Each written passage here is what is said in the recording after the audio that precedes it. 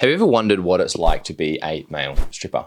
It's definitely something that I never wondered, and you probably have wondered at least in the last 60 seconds, which made you want to click and watch this video. But I realize from being that person and living most of my 20s as a male entertainer, I realized looking back on it how much of a privilege it was, and how much as a privilege it was to experience what I experienced, to now have carried that into being a gym owner and a coach and a mentor for many people, a mentor being my clients and a mentor for the people around me that have certain challenges that I like to help them with, and just having friends that want to lean on you, and mentoring our coaches in being confident and everything in between. There's a lot that comes into play between the ears.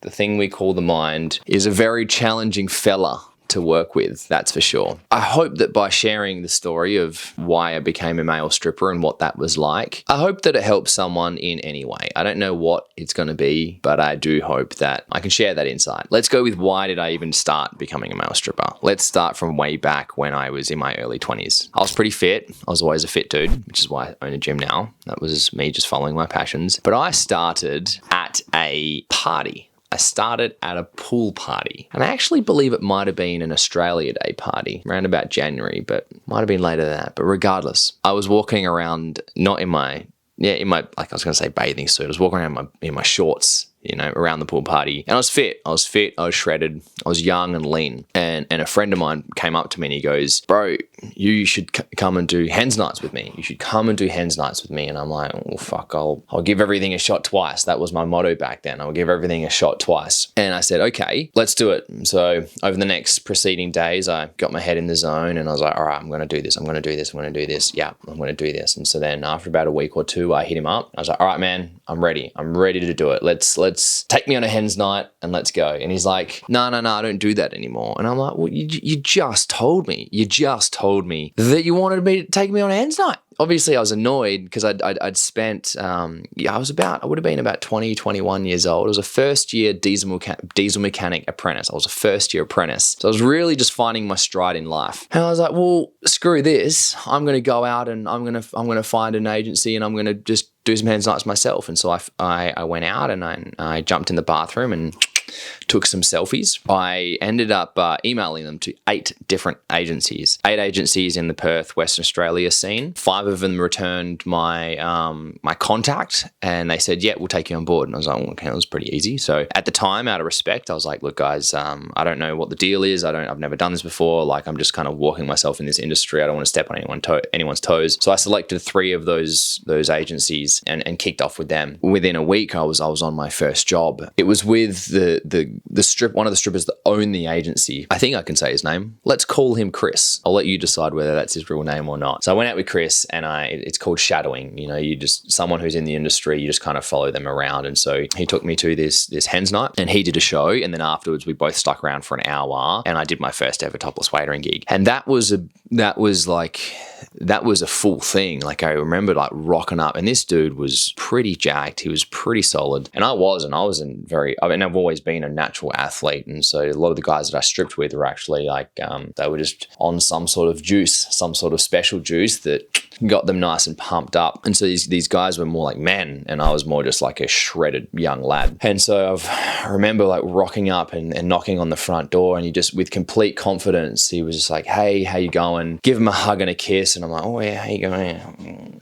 "Yeah, cool. Yeah, pat on the back. Yeah, cool." And then we go in, we put our bags down and then he does his show and I'm just kind of standing there in my singlet and the girls are just some are chatting to me, some are watching the show and they're like, "Woo," and we're in just a living room of a house. And then he just grabs me and he pulls me and he's like, "Who wants to see Josh take his shirt off?" And these women were just like, "Yeah, let's get his shirt." And I was like, "Oh, all right." And shirt off, moisturizer all over me, and these women were they were savages, and they just grabbed me and they were like licking my shoulder and then licking my abs. I'm like, whoa, I don't know how to feel about this. I was so it was a lot to take in. I was like, I've been fucking here for 20 minutes and women are licking me and it was like, whoa, okay, all right, we're in a situation here. And so big grin on, I'm like, yeah, all this kind of stuff, like, oh yeah. And then the show finished. I grabbed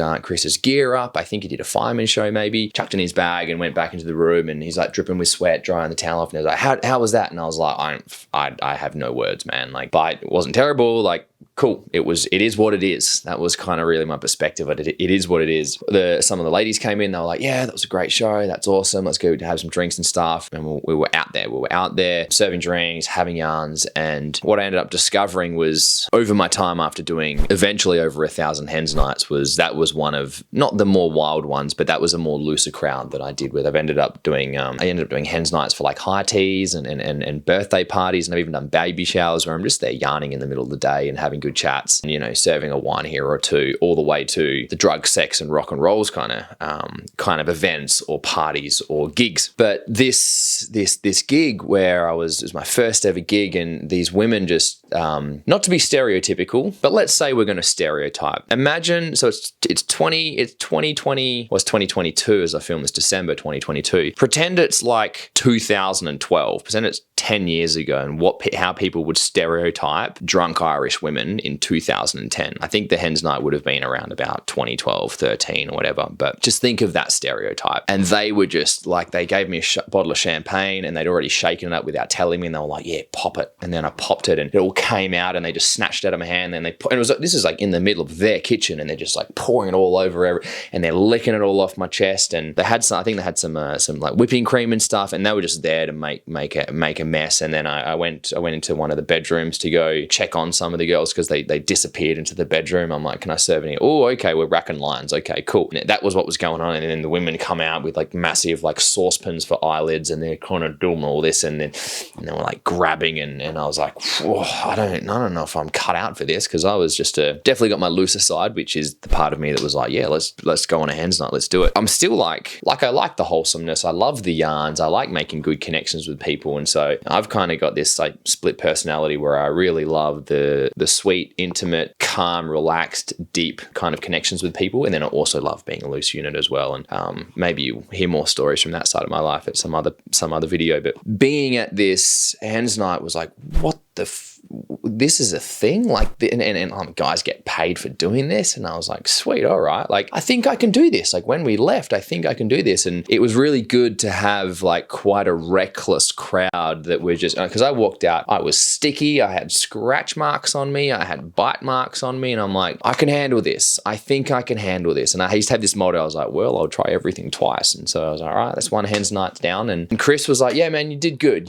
And he's like, I'm happy to start sending you on jobs. And I'm like, okay, so I passed the training. The next weekend was a Topless Waiter gig again with another agency. This agency this was with was a much more classier agency. It was marketed to be more classier. And that's why, I don't know, 6 years later, that ended up being the agency that I bought and started running until I actually shut it down at the beginning of this year, so I could focus more on the gym that we're running at the moment. But being at this next hens night, it was like the other end of the scale, and it was like dress pants and button up, and I was with Calvin. Shout out to Calvin. He was a 10 out of 10, like one of WA's best topless waiters, and even now, he's retired now, but Calvin was a model, and he was a very charming, sharp looking gentleman guy. He wasn't like your classic like stripper personality. He was a topless waiter only. And so then I got to work with this more charming, more like smart casual attire kind of vibe, Sunday session kind of vibe. And then we did this hens night, we played some games, and he taught me how to kind of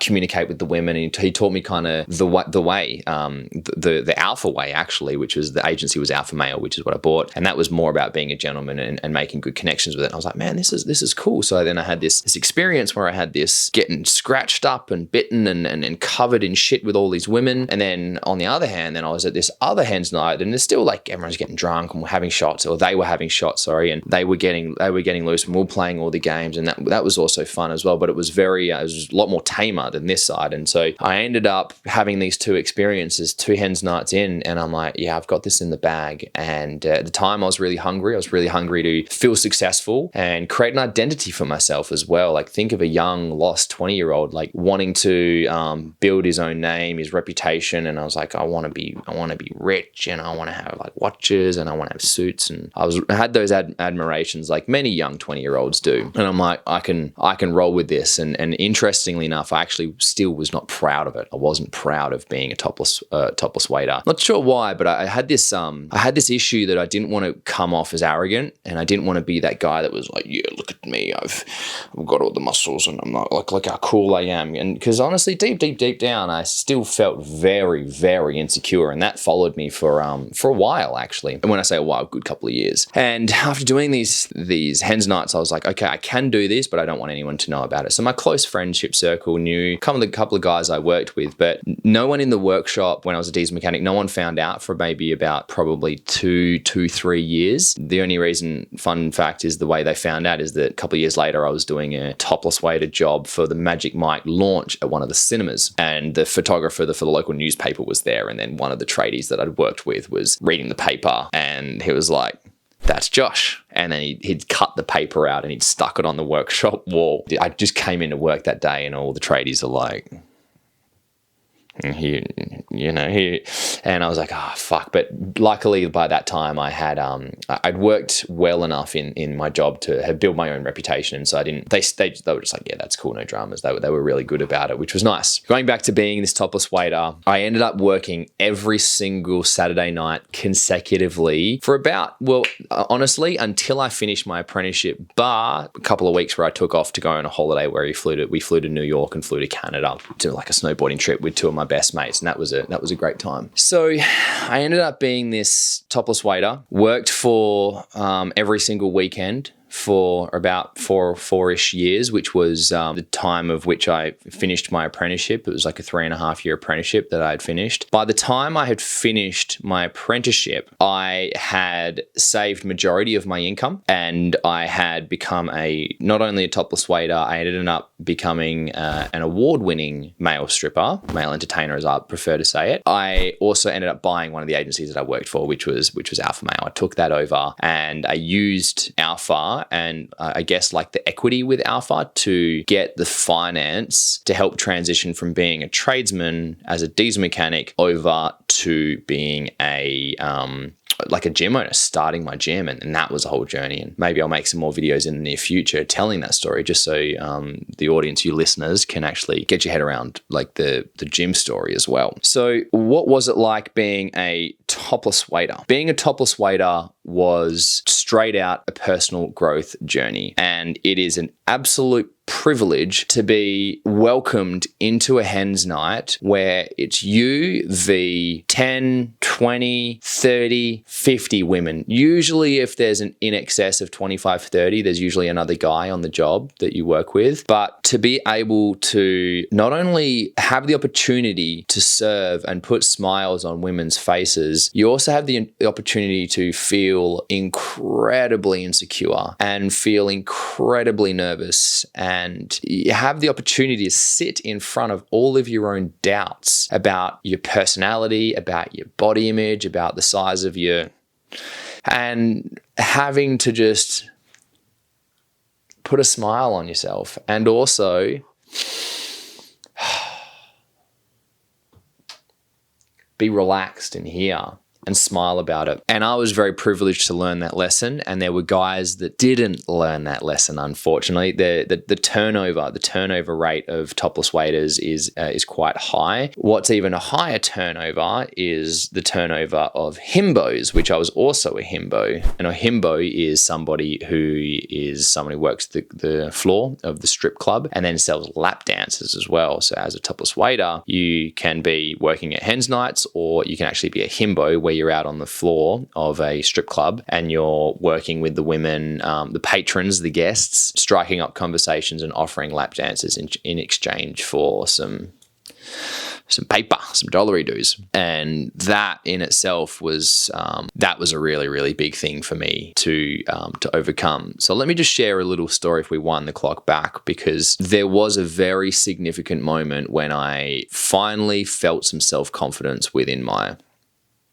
because I was actually like, you're never going to see the light of day. You know, I was very intimidated to get old mate out. And especially, as I mentioned, I was a young guy. I was more of a, well, I felt like a boy surrounded by men, especially these guys on steroids. And I saw some of these guys' third legs and I was like, oh, I'm not even like punching anywhere near that. And that was very intimidating. I'm like, oh man, like, and imagine being that. And like, imagine, and I know how many guys that could potentially be watching this video, which would be looking down their pants right now and be like, oh man, this is like, I'm not confident about the size of this. And I don't know if I'd ever get this out in public because it's so intimidating. And that's exactly what I felt. It's exactly what I felt. And the moment where I finally felt okay to do that was probably about 2 years into being, about 18 months, 2 years into being a toppie. And I was at a gig at a hen's night where at the time, funnily enough, the woman that I was spoken to she'd be about my age now, around about 29, 30, 31. And she was like blonde, tan, tall, covered in tattoos. And I was like, that's a woman. That's a woman in high heels and tattoo. And I just had this old image of her and I was like, wow, she's an actual woman. And she was like giving me attention. She was like really enjoying my company. And the stripper came and she was like, I want to see your cock. And I was like, well, you don't need to see my cock. You're going to go see his cock. And then the stripper came and did his show and he got his cock out and the girls like, woo, Willie. And then the girls just turned to me and I was like, all right, I'm out of here. See you later. That's what you do. You kind of wait till usually the night gets booked where the topless waiter rocks up for 2 hours and the stripper arrives at the end of the topless waiter's shift. And you kind of do like this handover. So it's like my job is to like prep the crowd for the show and get them hyped and get a few drinks into them. And there was 3 of them that were surrounding me and they were a little bit taller than me as well. So I felt a little bit like, they were on their high heels and stuff. And just in the heat of the moment, I was like, fuck it. And I just, there you go. There it is, man. I opened up the hatch and I was like, there we go. And this woman, she just goes, I'd still fuck that. And I was just in my head, I was like, you know, that like, woo. I honestly, like, the validation, I was flooded with validation. You probably couldn't wipe the smile off my face, but I was just like, I don't know I can't remember what I did, what I said, but it was something of, I just palmed it off and I'm like, oh, yeah, whatever, but you won, whatever. And put it away and off I went. I ended up getting into my car and I'm trying to think of like a situation that you could be similar to, like, you know, like your high school crush tells you she likes you, and it's been years since you've always, like, it's a lifelong dream to hear it, you know, or you finally got the job promotion or something, when the situation you don't want to express emotion in that moment. You're kind of like, oh yeah, whatever, like I'm cool. And I remember getting in my car and I was like kind of like holding onto my the car wasn't on. I was holding onto the steering wheel and I was just like, fucking yeah, like fucking come on. And I was just like, I was so hyped. And I'll never forget that moment, because that was the moment that I realized that it had nothing to do with the penis. Had nothing to do with it. And it had everything to do with how I made them feel. Everything to do with how I made them feel. And because I was dedicated to the job, I was like, well, what does a topless waiter do? Just like, the first half is be topless, so shirt comes off, sweet out. The second half, be a waiter. So I would remember names, I would be polite, I would always pay attention to whose drinks are starting to get empty. And when I was on shift, not a glass was empty. When there was nothing to do, I was cleaning up. I was even in the kitchen doing dishes. Like, I was the epitome of proactive. That was my thing. And that was what I did to calm my nerves, because I just felt so anxious on the job that I was like, okay, like, keep moving. Don't ever stand around. Just get shit done. And so I would just always smash that out. But I'd really put a lot of intention into how I'd communicate and connect with the audience and with the crew, the patrons, the guests, whatever you call them. That's when I realized that was my like first ever major major like stripping male entertainer aha moment where I was like, do you know what? I think I've like semi-cracked the code here. It's not about being the biggest guy and having the best image, and it's not about having the largest penis. It's actually about giving a great service, and it's actually about making people feel like they've been cared for and they're being thought about, being very intentional. And you know, when I mentioned earlier in this video about this like kind of two sides of my personality, that this thing that I kind of personally I crave more is actually good conversation, good connection, more intimacy. I love getting loose. Plenty of times I had plenty of drug benders and lots of crazy things like having shots and jumping off the roof of the party into the pool off a 2-story. I did that once. That was actually quite a reckless moment. Actually, I was a bit I don't drink, and I ended up I was kind of forced into playing this like beer pong game, and next thing I know, I'm off the roof. So I had these moments in me, but it was so beautiful to be like, man, the thing that I value more, if I actually express that, then I get more of that. And so I don't know if it's actually like that's the way to go moving forward for everyone, or maybe the hidden advice is choose to operate with the values that you care about more, which in my case was good connection, intimacy, and good service. And so that's what I brought into my game. But that was a very pinnacle moment for me. And I really hope that sharing that just offers some insight of how you could potentially gain confidence in any avenue that you feel like you need to be gaining confidence and leaning into some of the connections with people and how you make people feel rather than how you're meant to look. I think that's a really, really big thing for someone to at least understand and know that they can make waves in their career or whatever in their life, in their social scene by having a bit more acceptance around them and leaning on your personality, because a lot of people just love good personality. So let's pause this video here, right? Because I went beautifully freestyle in this and it was really lovely to share, but that's a 25-minute video and that's quite long for the YouTubes. So let's cut it here and let's just call this part 1. And this is like the topless waiter chapter of what it's like to be a male stripper. Part 2 coming up next was actually, it's the stripping side of things. We just covered more of topless waiter. Now it's like, what is it like to be a male stripper? Or what's it like to give a lap dance? In part 2, let's go.